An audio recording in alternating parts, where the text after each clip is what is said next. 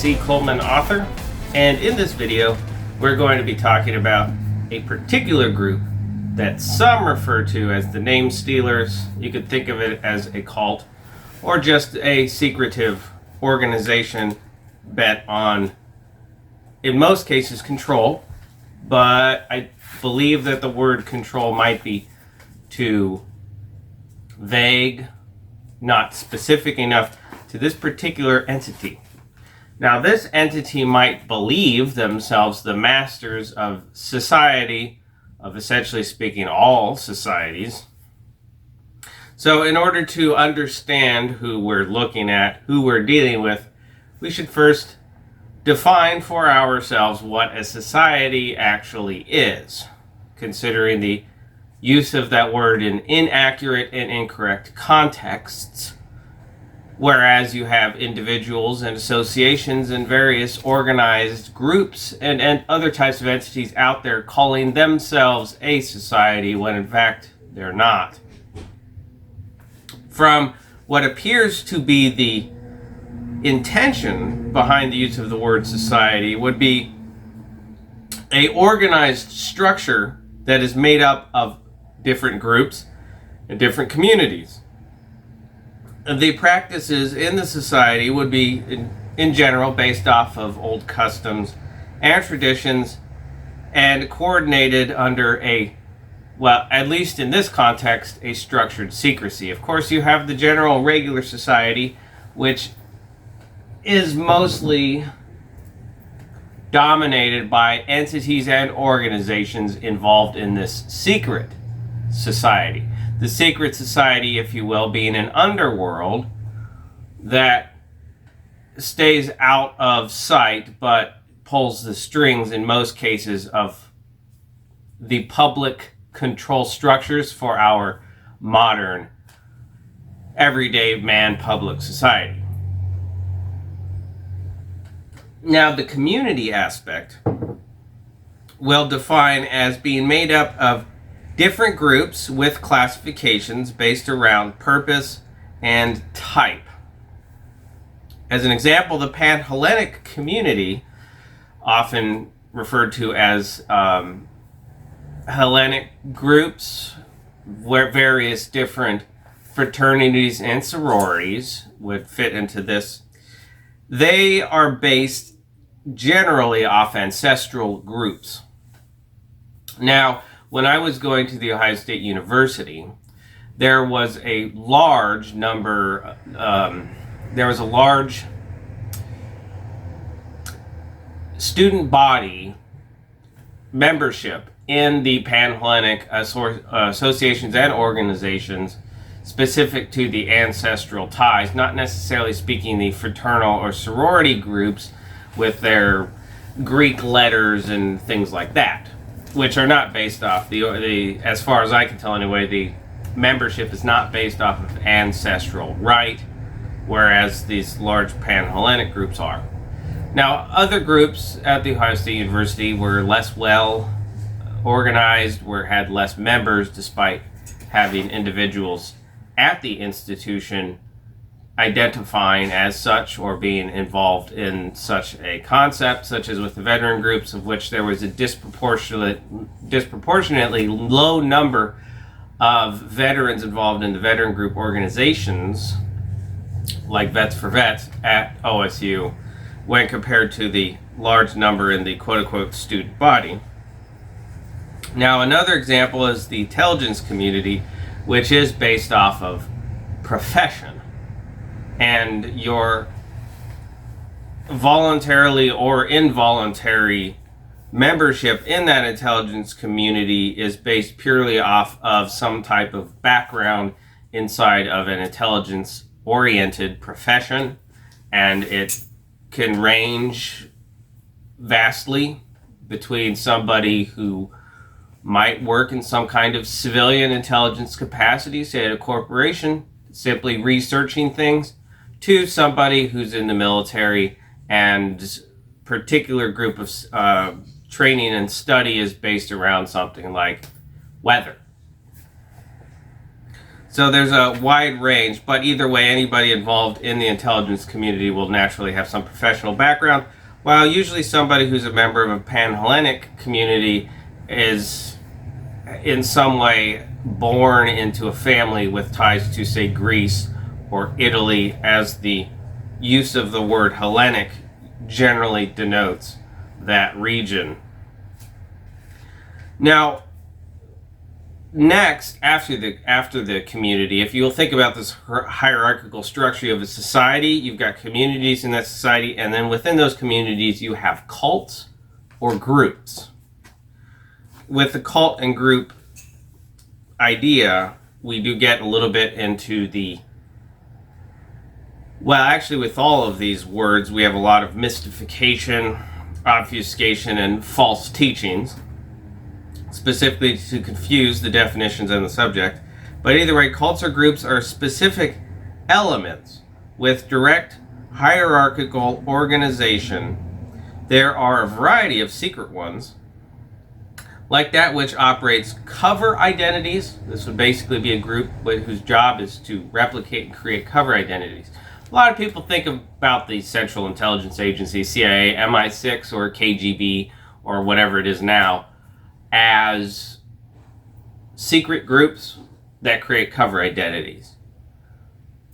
However, there's of course a lot that are underneath. There's some that might be unofficial, some sort of organization of individuals that work together in order to fabricate licenses for, say, underage drinking and things like that. Those are really obvious. The less obvious, of course, are the secret cult groups that are all about creating, their purpose is to create false identities for different reasons.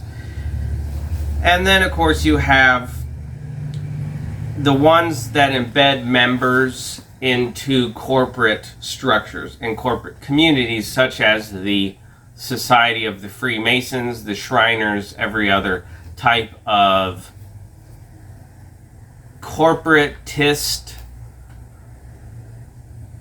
management mechanism.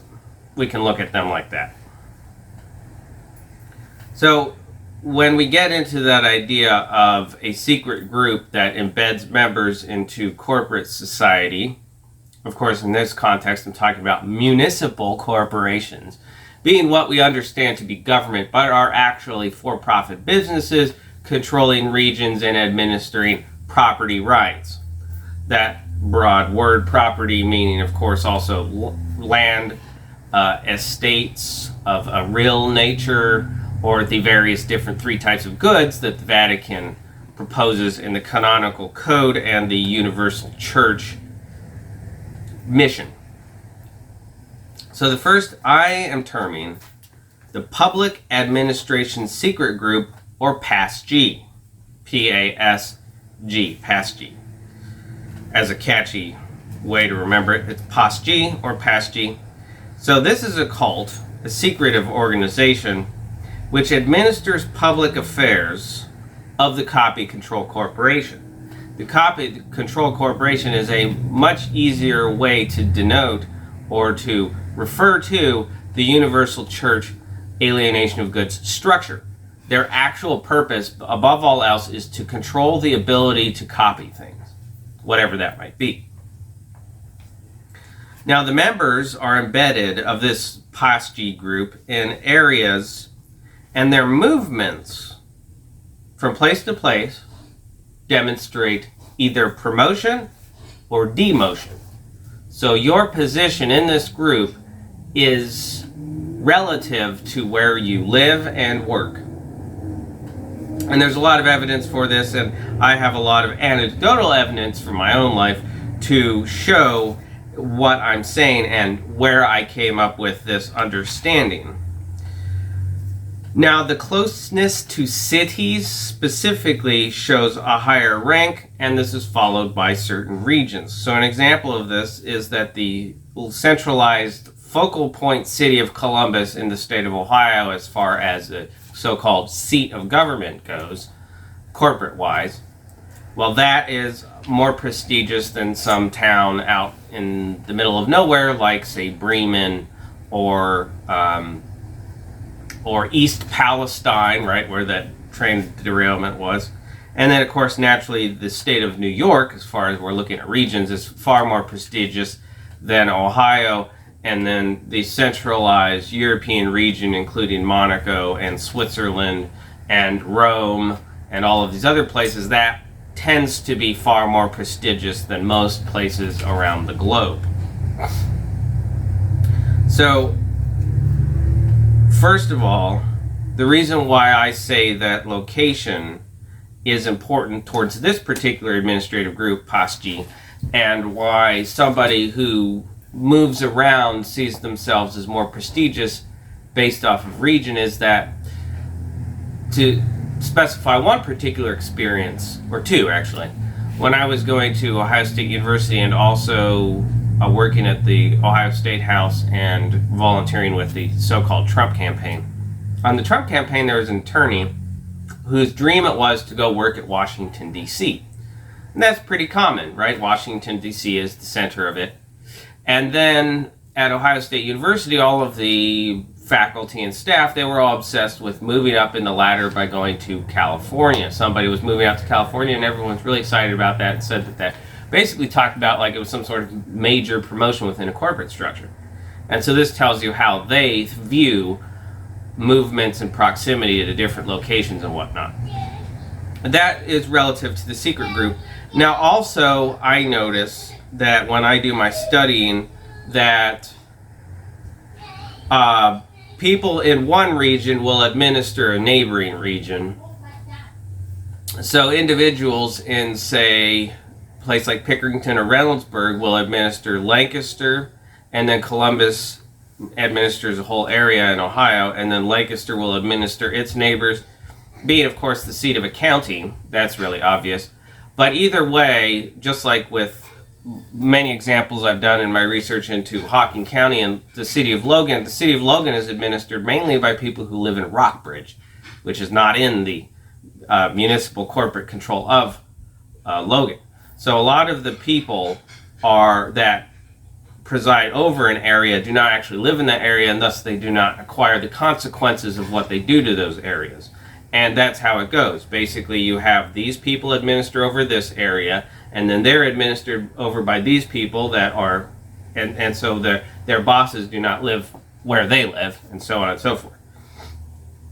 So the identification of not only this sub-society, the secret society, the communities, the cults, and this public administration secret group, or hskjd, is through studying patterns, through evidence that's corroborative in multiple aspects. This could include movies and TV shows, which of course you can compare with business filings and other types of governmental documents. Speaking of books, buy books from me, written by myself. I've done my own editing, I've done my own writing, I've done my own cover and artwork, so you understand that there's no individuals coming in and revising and tweaking little parts to sanitize it. At SC Coleman, author, all one word, .bigcartel.com.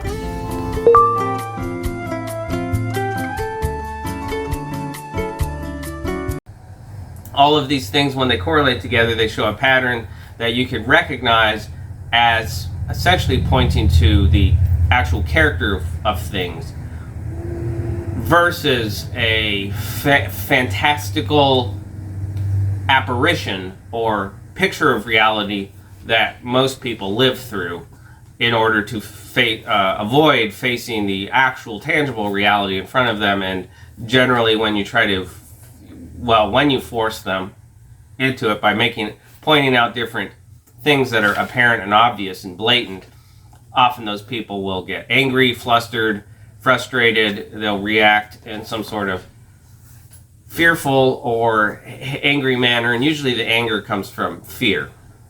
There's generally not much of a positive outlook when you show the truth of something, but I would rather know the truth rather than live under a convenient lie.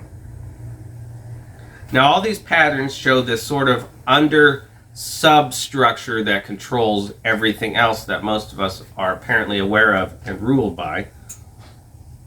The substructure, the sub-society, administers over the human majority with some non-human elements, in fact many.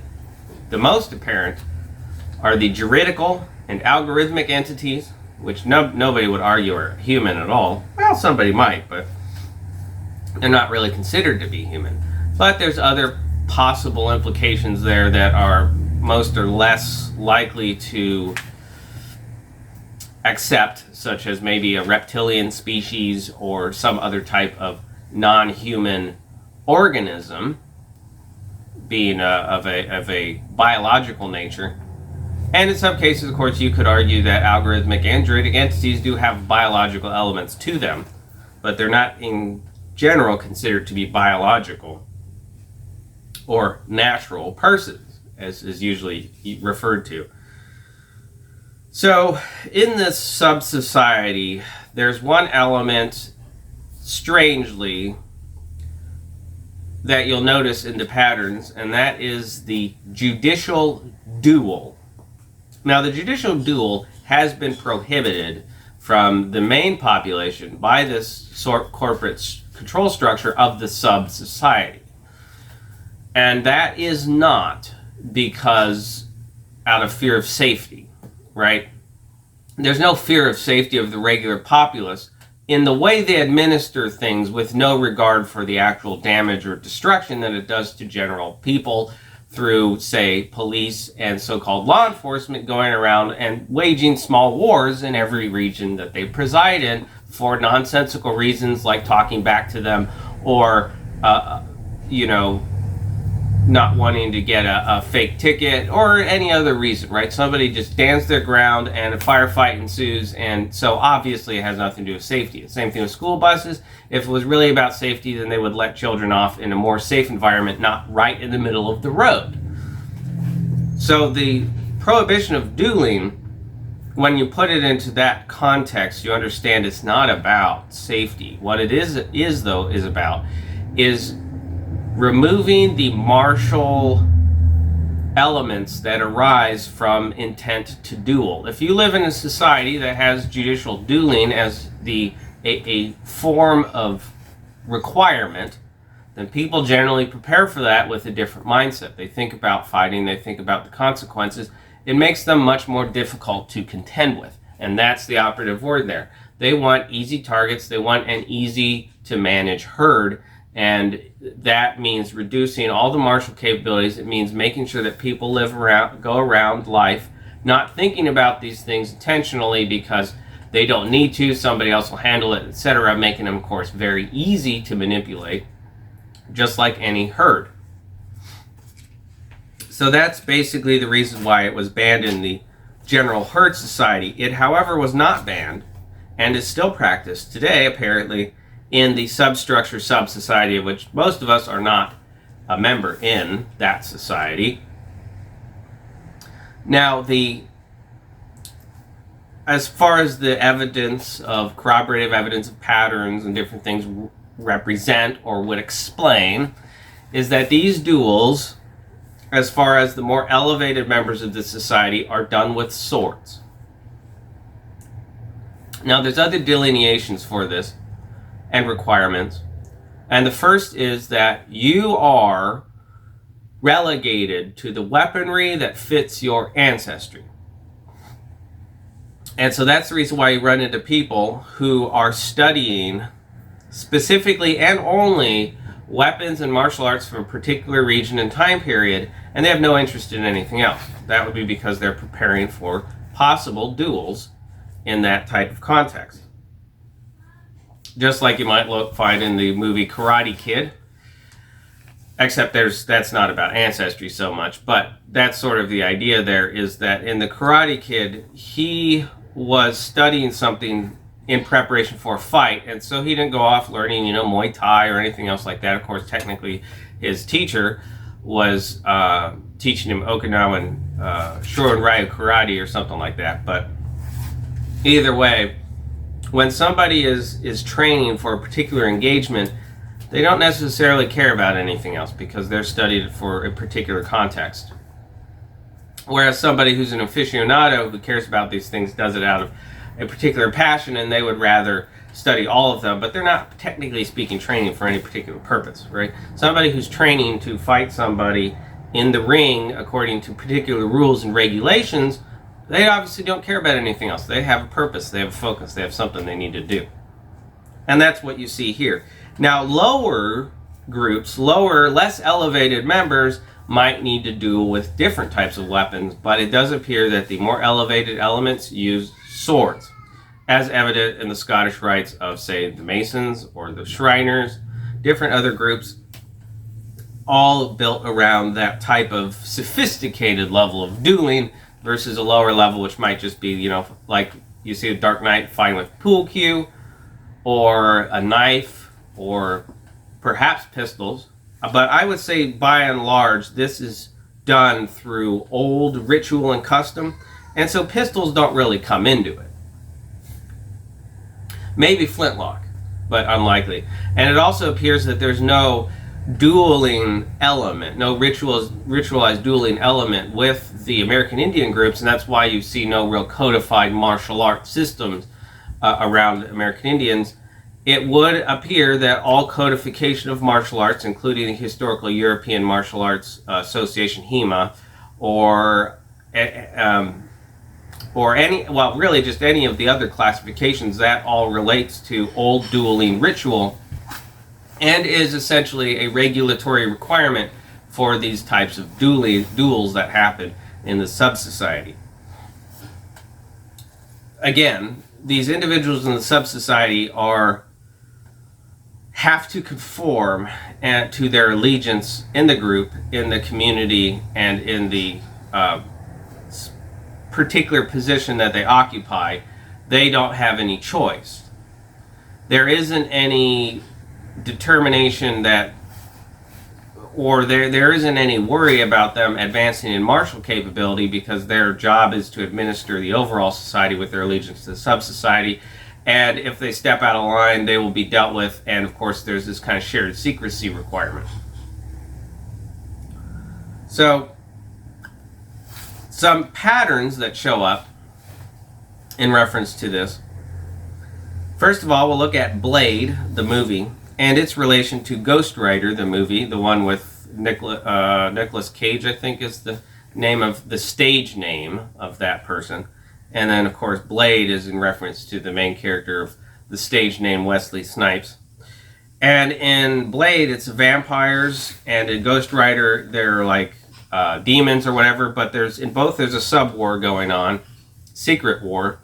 And in Blade, it specifies he's trying to keep it from spilling out into the streets. So in Blade, it's not about actually ending the war or anything like that. It's just about keeping it contained and keeping it secret. Which is interesting that there's probably a lot of these sole operators going around whose entire purpose is to maintain the secrecy. Now, in both movies, there's this element of referencing humans as a herd, right? In both Blade and Ghost Rider. Now, there's also an emphasis on particular use of types of weapons and what purpose they are for and whatnot, and specifically melee and things like that. But also, more importantly, the ending of the two movies is exactly the same. Only slight deviation. In Blade, the vampires all jump out and become these sort of winged spirits that all enter the main character, or main bad guy, and make him more powerful, but also make him more prone to this serum. Whereas in Ghost Rider, at the end, the guy has all of these spirits enter into him and make him more powerful, but also giving the ability for the penitent stare of burning souls that Ghost Rider has. So it's basically the exact same ending for both movies. And there's a bunch of elements that line up in both of them too, and I'm sure you'll find others that might be strikingly similar. Next, of course, is Harry Potter, which is very obvious. They have this all shared secret society of keeping all the wizards and everybody from the public view of the quote-unquote muggles, which are, again, referred to in a contemptuous manner as basically ignorant, stupid, and easy to manipulate.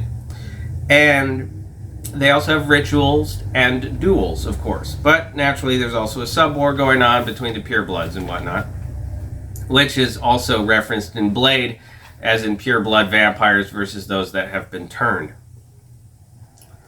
So that's interesting that those three elements match up.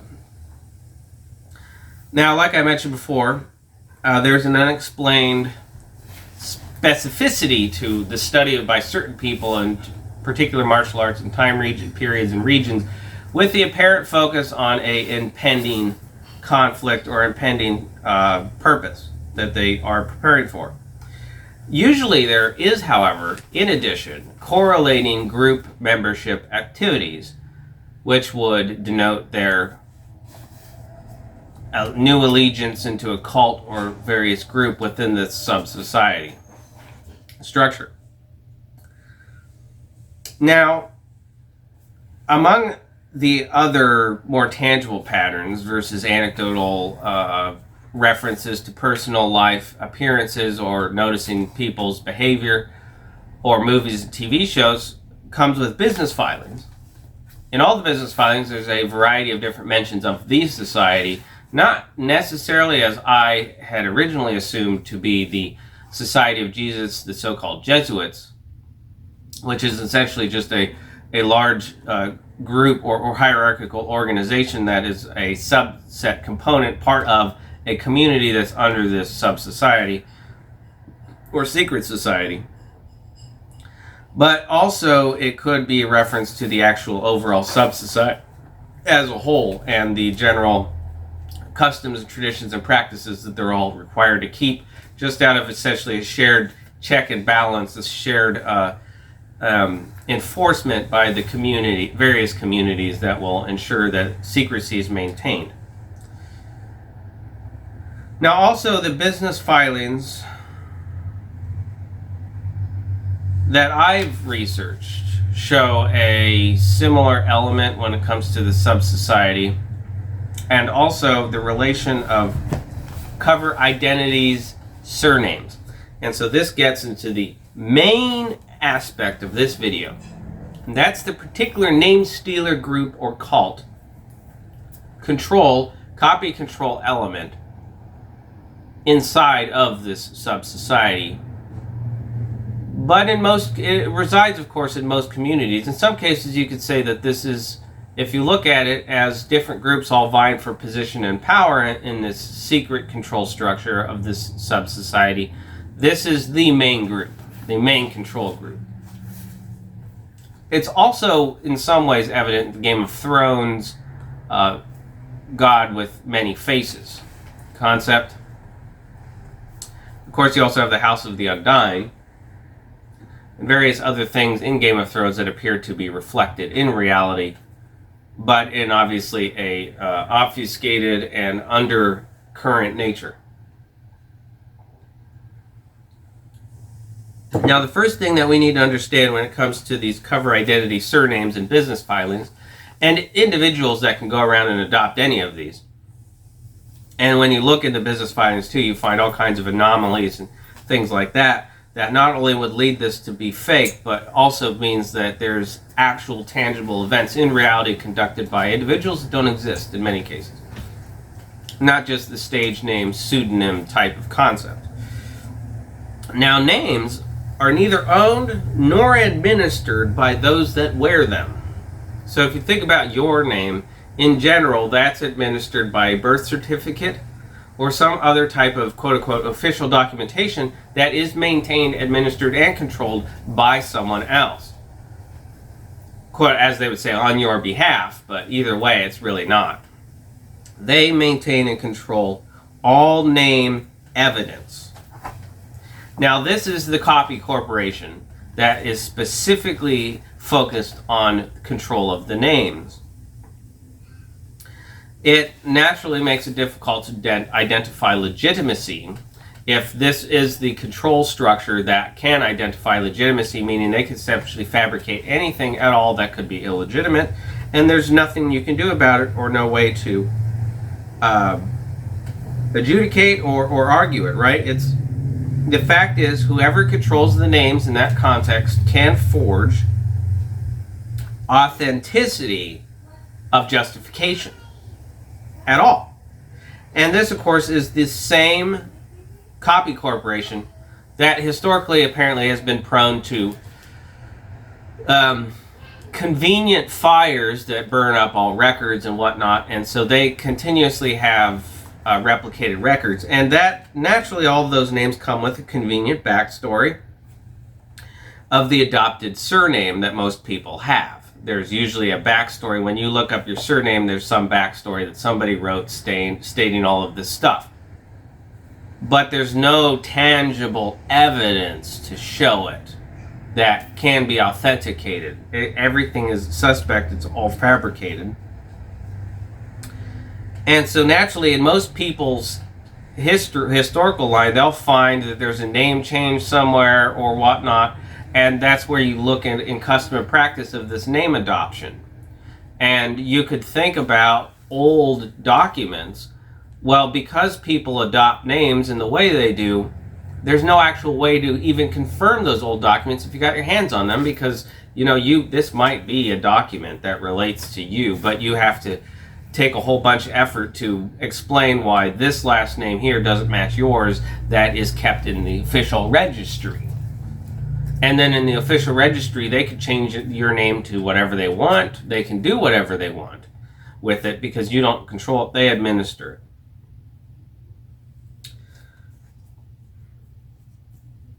And so when you understand that concept of not only does the copy control company administer surnames and control basically all of them, and anybody who has any sort of inheritance claim, it's all going to revolve around that administered surname, which you don't control. Nobody controls it. The only ones that control it are the offices that administer those things in every country across the planet. It's the same system, same structure, and it all is based around this corporate control structure, and so this corporate copy structure. And so if you think about it in the context of what they can do with that, that means that they can fabricate authentic names at will, right? The higher level people could have 50, 100, even 1,000 names at their disposal. They can change their name every day, and they'll have authenticated documents to back up. Identity cards, driver's license, social security numbers. They'll have everything because that is how the system is organized. And that's where you get into all these different cover identities that can just come up out of thin air for business filings. Most people do not have that capability. People that operate in this substructure do. Specifically those related to the copy corporation. Other groups in the sub-society and substructure might not have those capabilities, which makes you wonder just how many there actual groups and communities there actually are out there, and which ones might actually be in contention with this copy control structure. Now, naturally, that calls into question, what names and what things do you have control over, and then how do you get a hold of a name, of an identity that they can't control? Now, the primary one with that, and usually is the point of contention today, is with author names, pseudonyms, or stage names, basically. And that's evident in the story of Prince, where, his name got taken or whatever, however they do that, because they do practically steal people's names. They could, most people live in the fantasy world of where they own their names, they own their property, they own their stuff, but in fact, everything can be stolen from them by those that hold their name in administration documents with the birth certificate, social security number, driver's license, at least for the United States, but around the world as well. Those entities can go in and make claims on that person's behalf because they're making claims on the name that's their corporate intellectual property. Now, if you fabricate a name out of nowhere and you start using it and repeating it, and you have evidentiary or evidentiary proof to show that you originated this name, that practically speaking is yours, and then there will be a debate of acquisition and whatnot, and you couldn't debate those in any of the court systems because they are all there to administer the copy control structure. And so that's where we get into this idea of the business filings of the CT corporation system. I did a video on this before about the U.S. corporation company, the United States corporation company, which of course was the video talking about how they own you and all that. Well, in this context, we'll look at the CT corporation system, which more than likely CT stands for court. So the court corporation system or the court corporation company, CT, whatnot. In their original business filings, one of them anyway, they were listed as doing the bidding or the work for members of the Bar Association, both in the United States and internationally. But more importantly, this element is evident in the copy control structure in many ways. In my own personal experience, it was Columbus, Ohio at the State House where I found out that the governor's office was mostly empty. Always. I don't know who was signing the stuff, but basically it was a juridical entity with an actor that would play the position of the governor for public theater, and all of these were mechanisms of a corporation, a private corporation, mainly. And so when you think about it in that context, everything run by a private corporation, this sort of copy control corporation, things start to make a lot more sense as far as all of this evidence and what it means. Now I'll finish off with one particular strange element that I came across to sort of provide an example of what I'm talking about here, and that has to do with a filing called FROG Real Estate. Now this starts out in a 2006 vendor, from Fairfield County, Ohio, vendor spreadsheet with different names and addresses and other identifiers. Not all of them have addresses, whatnot. Anyway, it lists a J. Auther, A-U-R-T-H-E-R Smith, right? J being the first character for Frog Real Estate out of Bremen, Ohio. Specifically 220 North Mulberry Street, Bremen, Ohio, 43107. Now, when you look up the business filing for that, and also I should mention that there's a Julian Smith listed, but when you look up the business filing for the J. Auther Smith, you find that, well, first I would mention that there is no Auther Smith, but there is a Arthur Smith. Now, as far as the patterns go, there's an Arthur M. Smith listed at 166 Colony Park Drive, Pickerington, Ohio, which is distant from Bremen. Then there's also a Julian M. Smith. Actually, the Julian M. Smith is at 166 Colony Park Drive. The Arthur M. Smith is at 3381 Sweetser Court, Pickerington, Ohio. Okay, so here we need to look at this. We have two individuals, a Julian M. Smith and a Arthur M. Smith Sr., suggesting that there's a junior, also Arthur M. Smith. Now, they both have the same middle initial, and then the listing on the vendor application is a J. Auther Smith, with, of course, the first letter of Julian being a J. So they could be two people that are real, operate under the same cover identity, or they could be completely fictional, or they could be two different people, or one person operating under two different identities. There's no real way to tell. But that's an example of the type of issues and the type of fraud and things that naturally will arise in such a copy corporation, in which all the names are suspect and in which people adopt surnames with no actual intent for evidentiary proof, right? If somebody gets married, usually the woman adopts the man's name simply out of custom and tradition with no actual thought towards the future implications of that. And that's because... So the last thing that I'll mention is the elements that seek to undermine, frustrate, and to obfuscate what I'm talking about. And I know in most cases I've only scratched the surface as far as this research actually goes. And most people aren't aware at all of any of these things that are going on. And when you point it out, they just ignore it, they dismiss it, they don't want to deal with it. This comes from a website called Medium. This is titled Management of a Cult by allegedly Stephen Mather. And then in the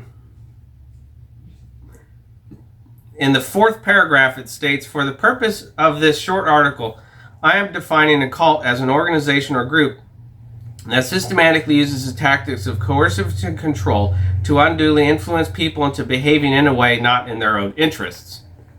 And that's, of course, exactly what I described.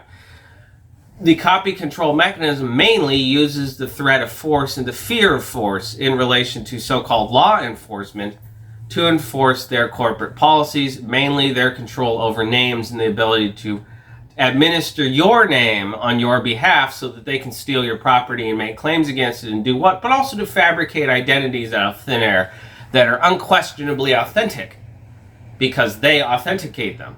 Nobody else does. Now, this person is also lying, of course, to begin with, because then they go on to state that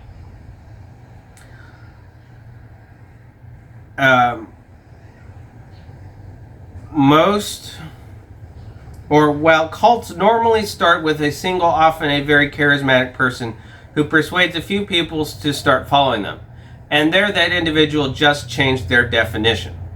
And there's two things to note here. First of all, in this definition that he's putting first, that of course naturally includes all governments, because they all use coercive to control to force people to do things not in their own best interest. Now, the second thing is that when he redefines it with the addition that they all start out with a charismatic leader that a few people follow, most of the times when you have these people who are simply there to dismiss things or give some sort of easy explanation, they don't think about the implications of what they're actually saying. And when you point it out to them, they will often say, well, that's not what I meant, but that's what you said, you know. And then, of course, they don't clarify or define it. Instead, they attack the messenger. They shoot the messenger, as it were. They start problems and stuff. These people are incredibly incompetent and very ineffective at what they are intending to do. Obviously, the implication for that is that if he's saying that all cults generally start out with a charismatic leader, then anybody who follows a fictional character from a TV show, movie, or book, such as Lord of the Rings or the people that follow Star Trek, are, according to that definition, involved in cults. And naturally, the Copy Control Corporation sees anything or anyone that is not involved, that is not reserved to their control structure or mechanism as a cult, but they use this as instead a designator. Usually, though, they will not say that we're not a cult. They'll just attack somebody else for being a cult. And there's, of course, many different things that fit that rather varied and expansive definition. And usually these people will change and conform their definitions and their word use and whatnot to whatever fits their motive. Those are not people, of course, that you can trust their word. And in general, rather than doing a better job, they attempt to eliminate anyone that might show them up. But either way, when we look at these patterns, we can recognize that not only is there a subset society that most of us are not a part of, but you can become a part of by identifying different entry points. But also that the main controlling group is this copy control entity, and that most people's surnames are neither ancestral nor are they old, but in fact have bogus, fraudulent, and completely fake backstories to them, which there's no real way to authenticate. Such as the backstory to my own surname, Roush, which was allegedly changed to a more Americanized spelling, but more likely was adopted by a past member who was, like other members in my family, in the Freemasons. And so this person comes along and instead adopts an identity, acquires the name, and then has all this backstory crap established to authenticate it. But that's all anecdotal. There's no real evidentiary proof to confirm that of multiple aspects corroborative to show that it's true. And most people have that same issue.